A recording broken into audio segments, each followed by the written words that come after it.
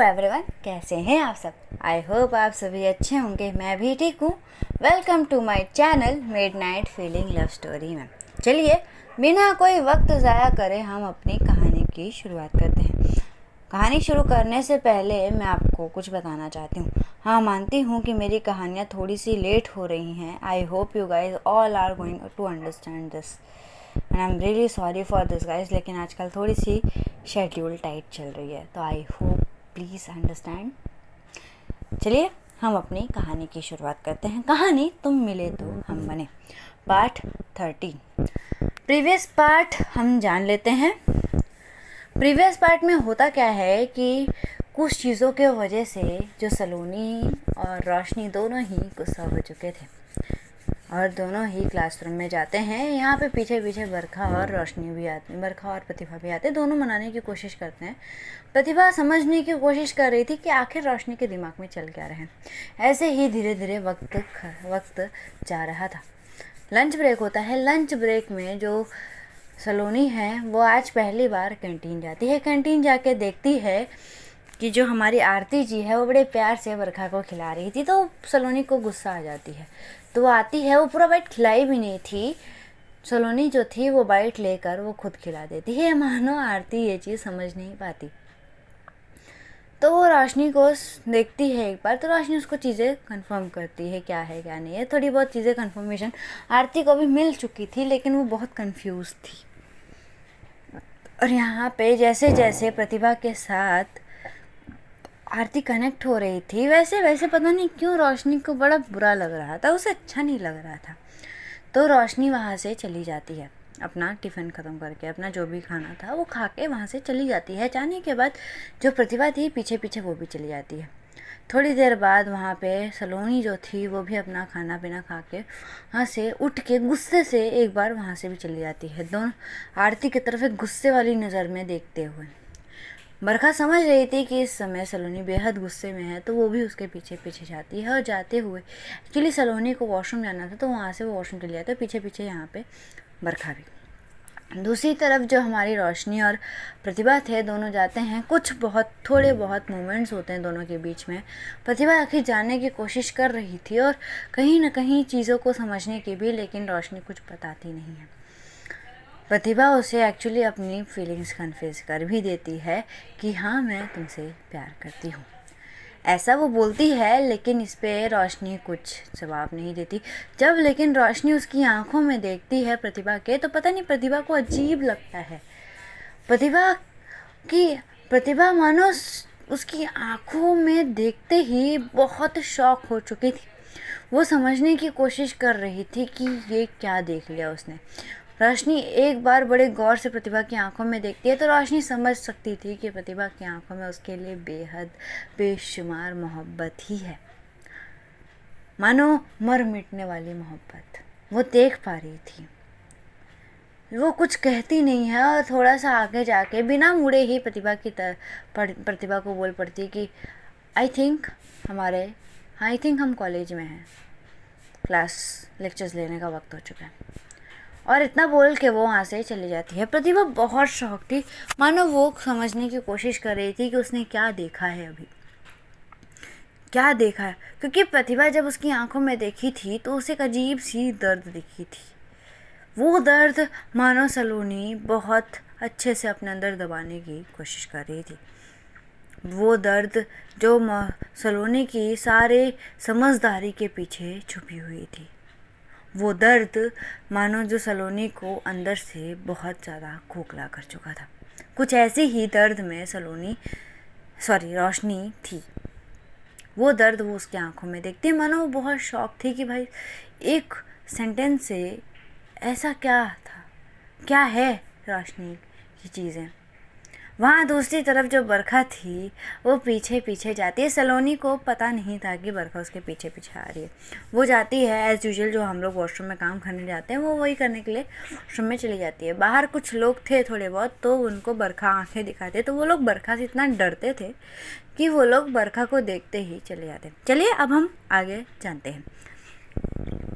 आगे होता क्या है कि जो बरखा थी वो बड़े प्यार से, बड़े आराम से वहाँ के जो दरवाजे की डोर पे कुंडी थी उसको लगा देती है, बंद कर देती है दरवाजे को, सेफ्टी फर्स्ट इसीलिए लगा देती है। जो रोशनी सलोनी थी वो बाहर आती है। बाहर आने के बाद वो एक बार बरखा को देखती तो है, लेकिन उसे बड़ी स्ट्रांगली इग्नोर करती है। इग्नोर करते हुए वो अपने हैंड को वॉश करने लगती है। हैंड वॉश करके वो थोड़ी सी वहाँ से जाने ही लगेगी, तभी बरखा उसके हाथ पकड़ती है और अपने करीब करने की कोशिश करती है। तो सलोनी उसे पुश करती है और बोलती कि दूर रह के बात करो। तो बरखा को ये चीज़ें बहुत अजीब लगती है। वो बोलती है कि यार क्या हुआ है, क्योंकि अब थोड़ी सी वो चिढ़ चुकी थी यार, क्योंकि वो सुबह से मनाने की कोशिश कर रही थी। कई बार मानो वो अपनी आंखों में ही बोल रही थी कि यार बात तो करो मुझसे, तुम गुस्सा हो, तुम नाराज़ हो, तुम रहो, मुझे कोई प्रॉब्लम नहीं है, लेकिन अपनी नाराज़गी, अपना गुस्सा दिखाओ तो सही। नाराज़गी और गुस्से में बात करना बंद कर देना, ये कौन सी चीज़ों का सलूशन है, यही मानो उसकी दिल में चल रहा था। और काफ़ी इसको भी बुरा लग रहा था। सलोनी समझ रही थी कहीं ना कहीं, लेकिन सलोनी को हर्ट तो हुआ था कह सकते हैं, या फिर गुस्सा तो थी। तो बरखा फिर उसका हाथ पकड़ती है, उसको अपने करीब वापस करती है और करीब करके बोलती क्या हुआ है, क्यों इतना गुस्सा, आखिर मैंने क्या किया क्या है, मुझे इतना तो बताओ, हमसे ऐसी भी क्या खता हो गई कि आप हमसे ही नाराज़ हो गए। हमसे नाराज़गी तो नाराज़गी, आपने बातें ही करना छोड़ दिया।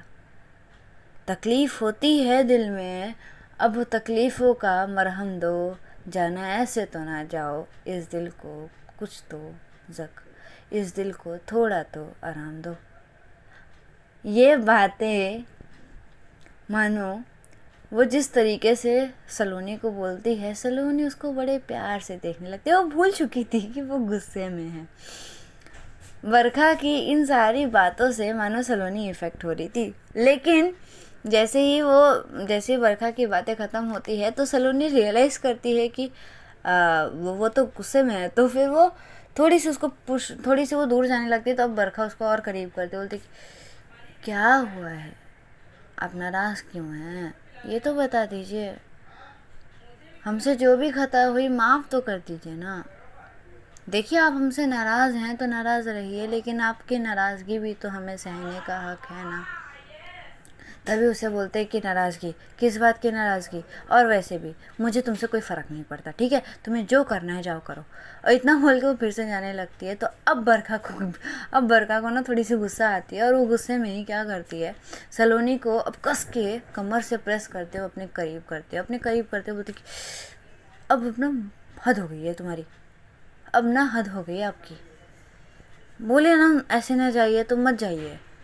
तो अब सलोनी को क्या करता है, अब सलोनी के अंदर तो वैसे भी गुस्सा भरा पड़ा था, क्या करती है, बरखा का कॉलर बड़ी कस के पकड़ती है। एक हाथ उसका कॉलर पे था और एक हाथ उसके नेक को मानो दबाने की कोशिश नहीं कर, दबा नहीं रही थी, बस उसका हाथ नेक पे था, मानो जैसे दबाने वाले पोजीशन में कुछ होता है ना, गले को दबाने वाली, कुछ वैसे पोजीशन में उसका हाथ था। और वैसे ही वो उसको दीवार की तरफ लगा के बोलती अच्छा तो तुम्हें जानना है कि मुझे क्या प्रॉब्लम है, हाँ। और उसके कॉलर से एक हाथ हटाते हुए उसके कमर पे रखती है और उसको नेक से ग्रैब करते हुए अपनी तरफ बड़े बेरहमी के साथ पुल करती है। बरखा को दर्द तो होती है, लेकिन वो एक उफ तक नहीं करती, मानो उसको उस दर्द में भी मज़ा आ रहा था। और उसे उसके नेक को ग्रैब करते हुए अपनी तरफ पुल करते हुए बड़े ही वाइल्डली उसके होठों पे एक बार किस करती है। किस भी नहीं करती है, काटती है मानो कह सकते हैं। काफ़ी उसकी किस काफ़ी वाइल्ड थी। बरखा समझ पा रही थी हाय उसकी जलन, वो कितना ज़्यादा जल रही थी, कितना ज़्यादा उसको जेलसी महसूस हो रही थी। बरखा उस किस के मानो समझ रही थी। बरखा भी पूरी तरीके से उसे सपोर्ट कर रही थी। तो सलोनी थोड़ी सी पीछे होती है, अभी भी उसके होठ थोड़े बहुत कांप रहे थे। वो गुस्से में कहती है डोंट टच मी, और इतना कह के वो उसे फिर से किस करने लगते। अब बरखा की जो चीज़ें थी, उसका हाथ जो कमर पे था, सलोनी उसके हाथ को हटाती है वो अपनी कमर पर से, और उसके नेक को ग्रैब करते हुए अब उसके नेक पे काफ़ी वाइल्ड तरीके से मानो बाइट करने लगती है। लेकिन उसकी बाइट में भी बरखा को एक अजीब सी सुकून मिल रही थी, एक ऐसा वम एहसास, एक ऐसी वाइल्डनेस, मानो बरखा भी उस चीज़ को एंजॉय कर रही थी। लेकिन कहीं ना कहीं बरखा ये भी समझ रही थी कि सलोनी के अंदर कितना गुस्सा है पड़ा हुआ था, कितना उसने सुबह से उसे गुस्सा दिला दिया है। जब हो जाते हैं, सलोनी थोड़ी बहुत थक जाती है उसे किस करते करते नेक पे, तो वो थोड़ी सी पीछे होती है। तब बरखा बोलती है, आप ठीक हैं? क्या क्या हुआ है?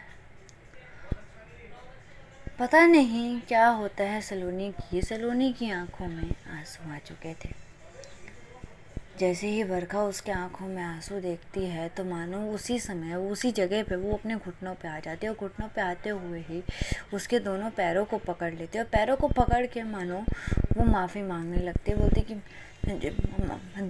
देखिए ऐसे ऐसे रोइए मत, देखिए मेरी जो भी गलती है ना, आप मुझे सज़ा दे दीजिए, लेकिन आपकी आंखों में मैं आंसू बर्दाश्त नहीं कर सकती, प्लीज़ ना।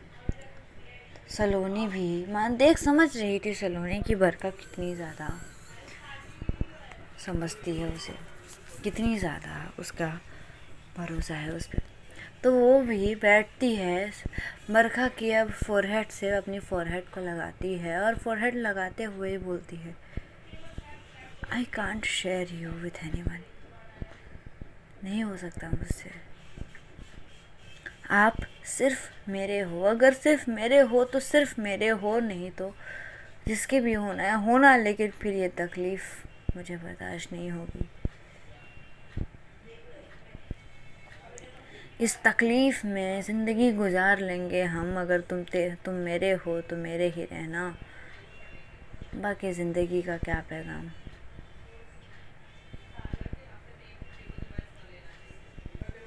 ऐसी ही चीज़ों को थोड़ी बहुत होने लगती है। जो सलोनी थी उसके फोरहेड से फोरहेड लगा के काफ़ी टाइम तक वो दोनों उसी पोजीशन में थोड़ी देर तक बैठे थे, मानो तकरीबन कुछ 1-2 मिनट तक।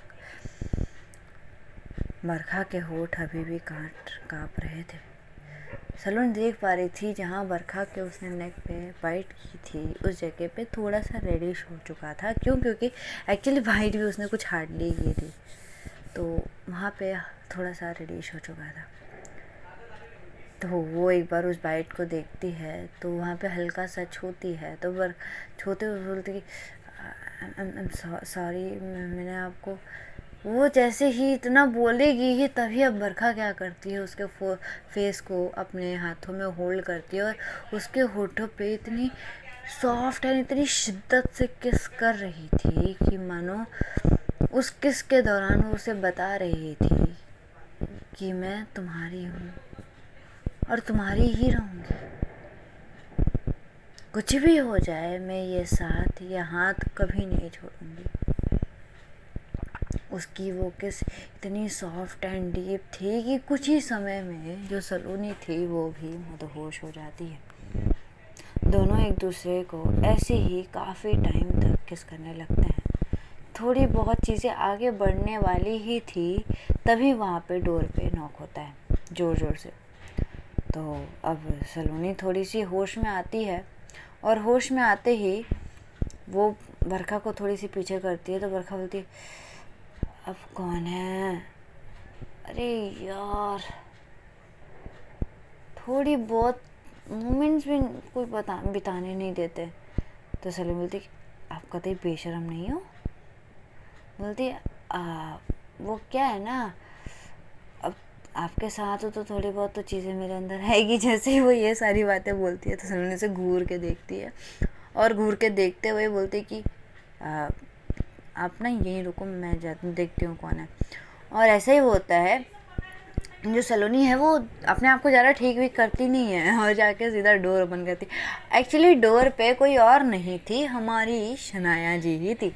एक्चुअली शनाया इन दोनों को चेक करने आई थी, तो किसी एक स्टूडेंट से पता चलता है कि वो दोनों वॉशरूम के साइड पे गए हैं, तो वो आती है, डोर नॉक करती है। जैसे ही शनाया सलोनी को देखती है वो अपनी तुरंत आंखें फेर लेती है और फेरते हुए बोलती कि क्लास में नहीं आना है। सलोनी देखती है कि शनाया का जो बिहेवियर है थोड़ा सा अजीब है, तो वो बोलती कि शनाया क्या हुआ है तुम्हें। अब बरखा तो चीज़ें समझ चुकी थी, तो बरखा क्या करती है, तुरंत उसका हाथ खींचती है, अपनी तरफ करती है और तुरंत दरवाज़ा बंद करती है। और बंद करते वहाँ पे एक मिरर लगा हुआ था, तो अपनी तरफ खींचते हुए बोलती कि सुनिए। तो तभी सलोनी बोलती कि क्या है, कोई था ना बाहर, शनाया बाहर थी, आपकी हद ना हो गई, जब देखो तब आप शुरू हो जाते हो। तो बोलते अरे यार। फिर उसको क्या करते हैं, उसको थोड़ा सा घुमाती है, मतलब उसकी पूरी बॉडी को, और मिरर की तरफ दिखाती है कि देखिए अपने आप को। तो जैसे ही सलोनी अपने आप को देखती है, भाई वो सारी चीज़ें समझ चुकी थी, तो क्या करती है अपने फेस को वॉश करती है, क्योंकि एक्चुअली होता क्या है ना, जब सलोनी उसे किस करी थी उसकी लिपस्टिक फैल चुकी थी पूरी तरीके से, और कुछ चीज़ें हुई थी दोनों के बीच में, जिसके वजह से सलोनी के भी जगह जगह पे थोड़े बहुत निशाने थे। तो ये शनाया देख चुकी थी, तो जिसके वजह से शनाया को अजीब लग रहा था।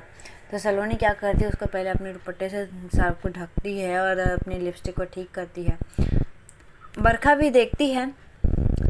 एक्चुअली शनाया थी वो सिर्फ सलोनी को नहीं, इवन बरखा को भी देख चुकी थी।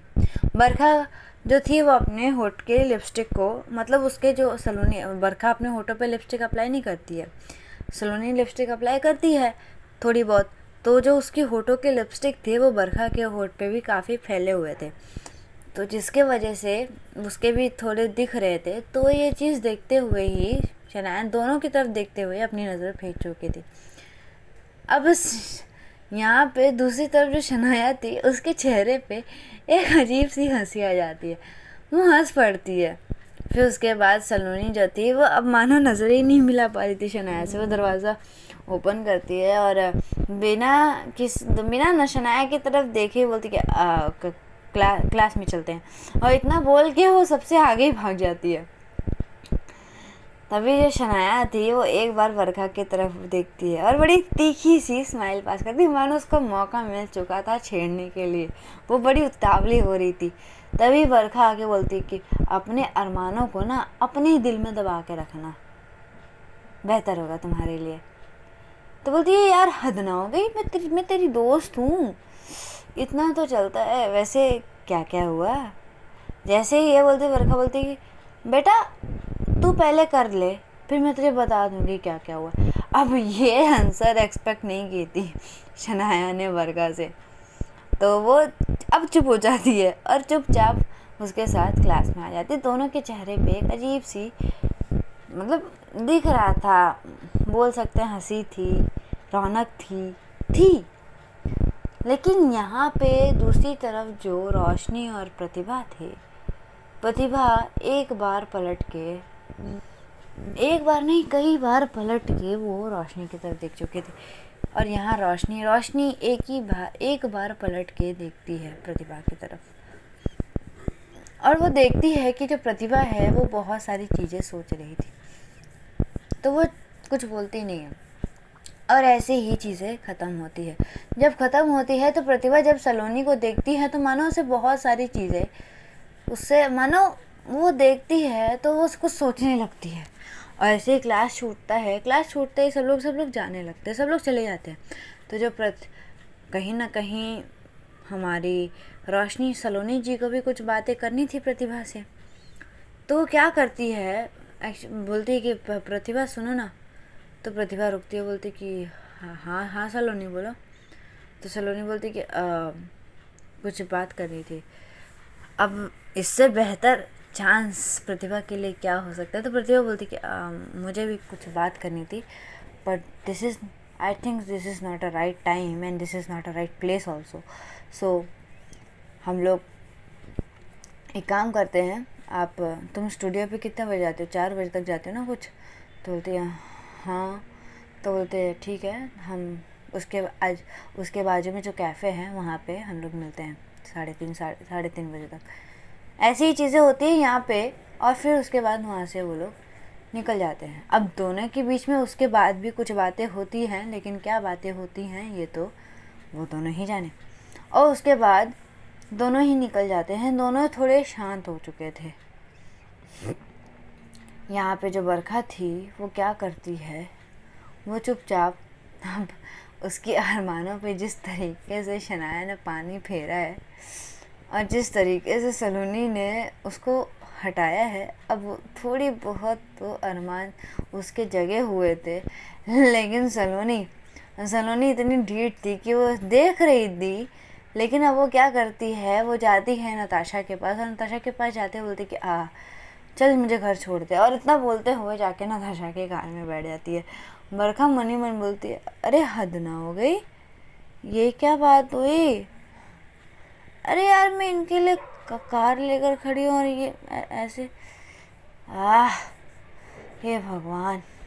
और इतना बोलते हुए वो जाके अपनी कार में बैठ जाते। वो वहाँ से वो वेट कर रही थी कि कब तक वहाँ से सलोनी और नताशा रोशनी लोग निकले।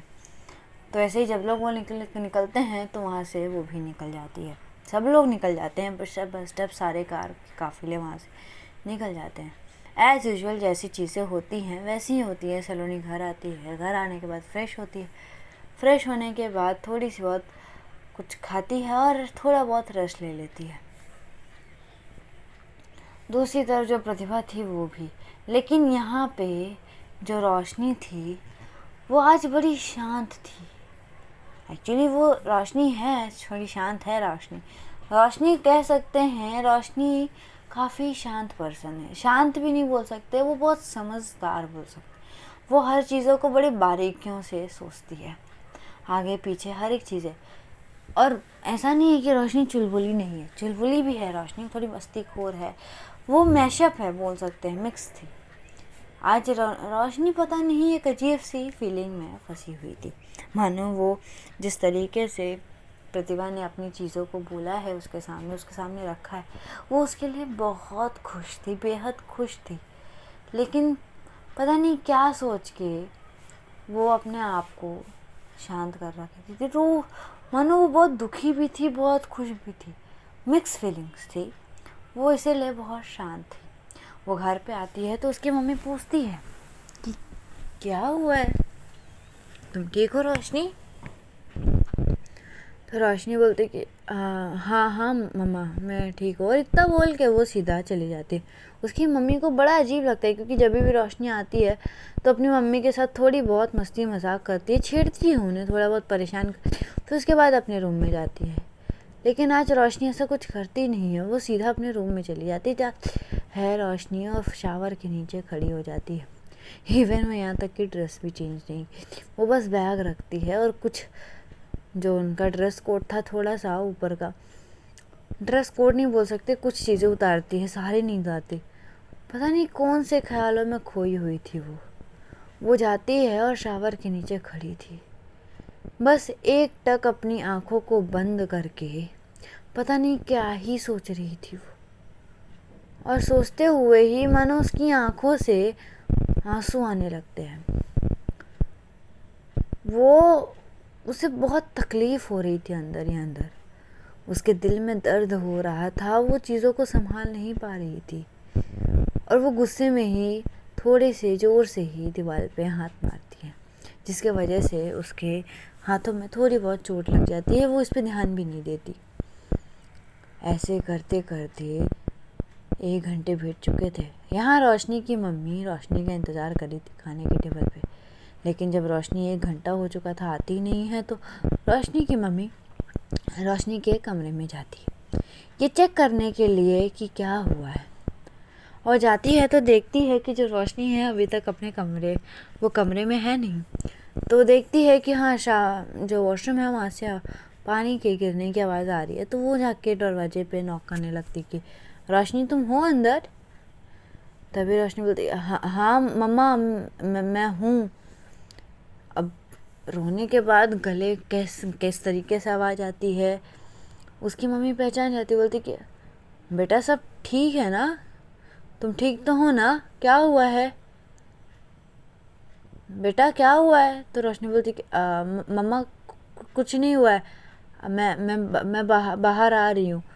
और इतना ही बोलती है और इतना बोल के वो शावर बंद करती है और बंद करके जो कपड़े वो लेकर तो गई नहीं थी, एक टॉवल ग्राउंड था जो वहाँ पे था तो उसको पहनती है, बाहर आती है। उसकी मम्मी बाहर थी, बाहर उसके बेड पे बैठी हुई थी, उसके रूम में ही बेड पे बैठी हुई, उसका इंतज़ार करी। तो उसकी मम्मी देखती है बड़ी गौर से और गौर से देखते हुए ही पूछती है क्या हुआ है, ऐसी कोई बात है बच्चा कि तुम मुझसे छुपा रही हो। तो वह एक बार अपनी मम्मी की आंखों में देखती है और फिर उसके बाद दूसरे पल अपनी आंखों को झुकाते बोलती कुछ नहीं मम्मी। और इतना बोल के बोलती कि मम्मी मैं चेंज करके आती हूँ नीचे। उसकी मम्मी ज़्यादा कुछ सवाल करती नहीं क्योंकि उनको भी पता है कि जब रोशनी बोल दे कि मम्मी अभी नहीं बताएं तो वो समझ जाती कि अभी नहीं बताना, शायद वो बाद में बता देगी।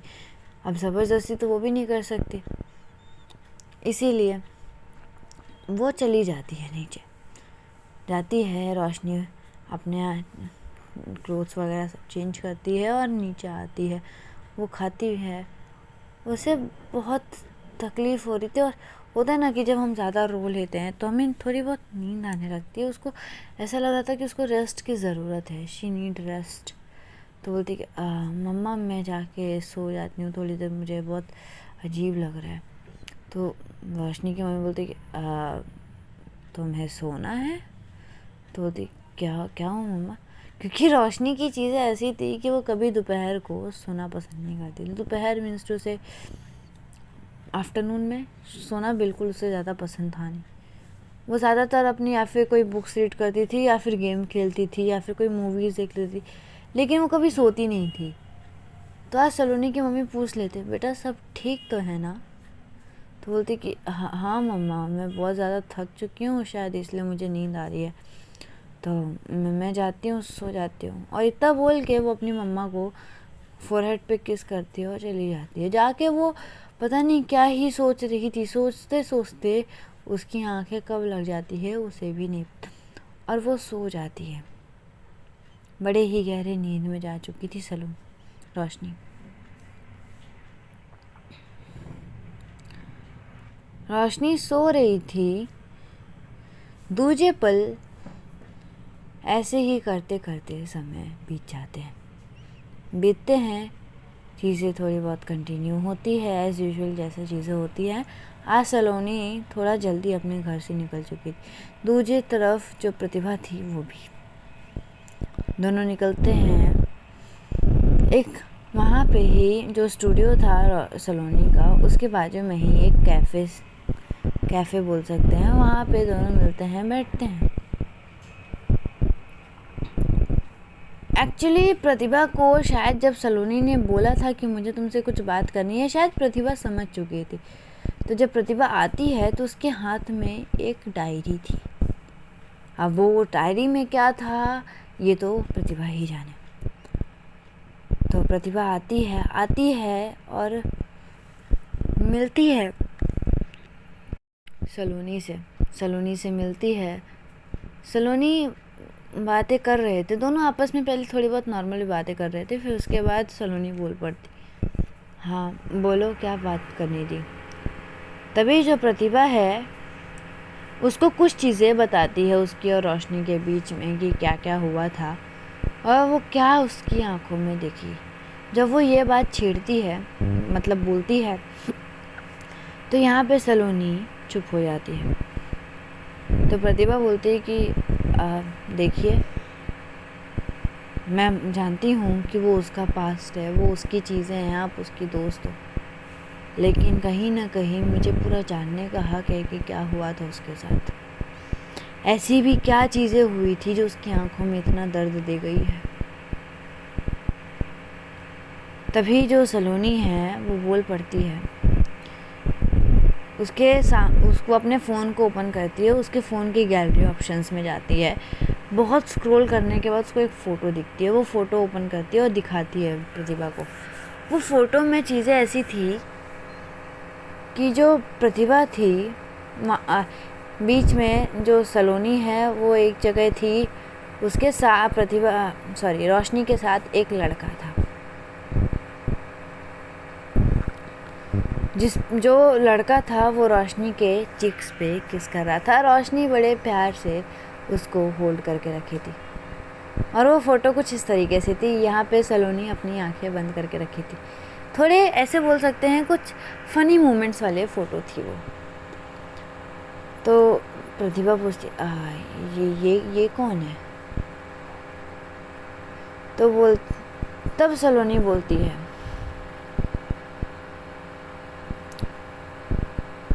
ये है सलोनी का रोशनी का पास्ट। तो अब प्रतिभा जो थी वो थोड़ी सी शॉक और थोड़ी सी कंफ्यूज नज़र में देखती है और बोलती कि मतलब, तो बोलती है मतलब अमित, एक टाइम था जब अमित रोशनी से बहुत प्यार करता था, बहुत ज़्यादा। इवन रोशनी भी उससे बहुत प्यार करती थी। दोनों एक दूसरे से इतनी मोहब्बत करते थे कि दोनों के दिल में बेहद चीज़ें थी। अमित जो था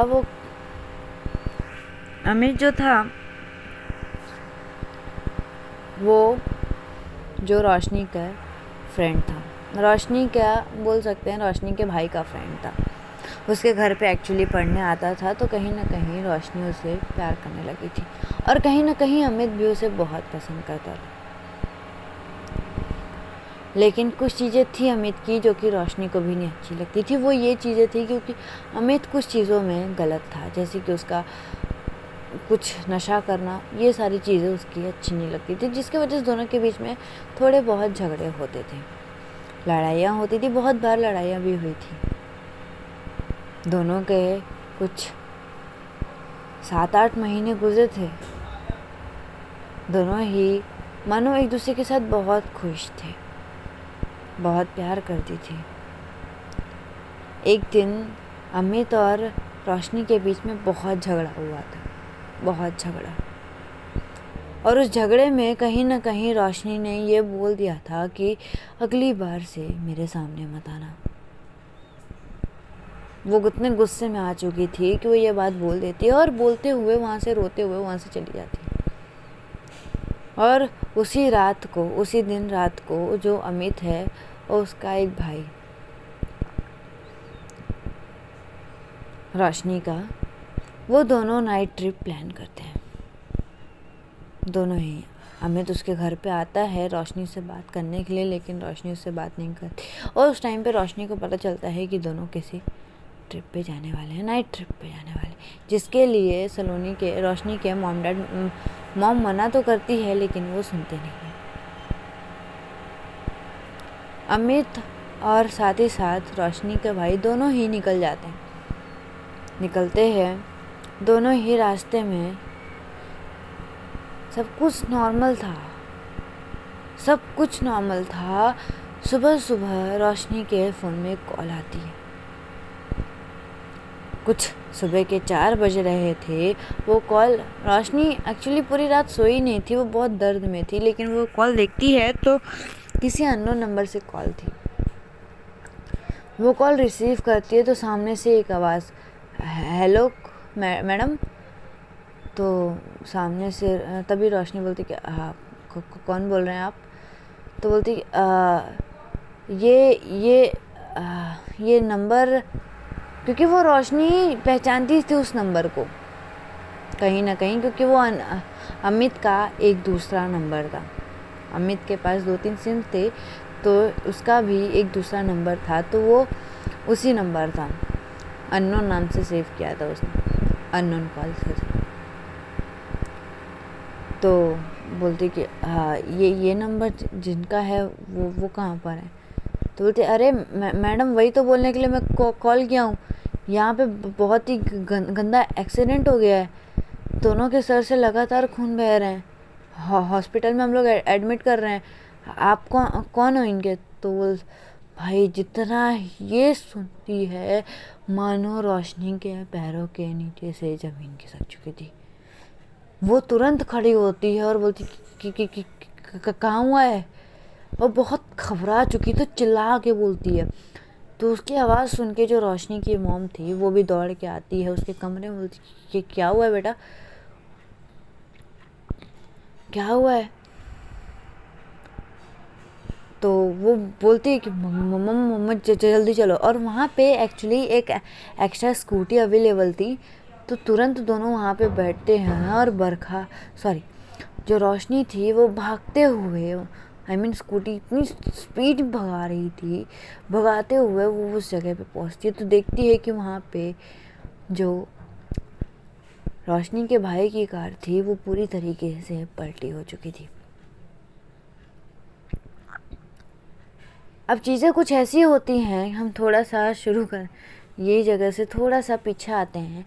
होता क्या है कि जो अमित और रोहन थे वो दोनों गए थे, अमित और जो रोशनी के भाई था दोनों ही गए थे घूम के। वो लोग वापस आ ही रहे थे कि जो अमित था वो ड्रंक था, बहुत ज़्यादा ड्रंक कर लिया था, क्योंकि कहीं ना कहीं बहुत सारी बातें रोशनी की उसके ऊपर इफ़ेक्ट कर चुकी थी।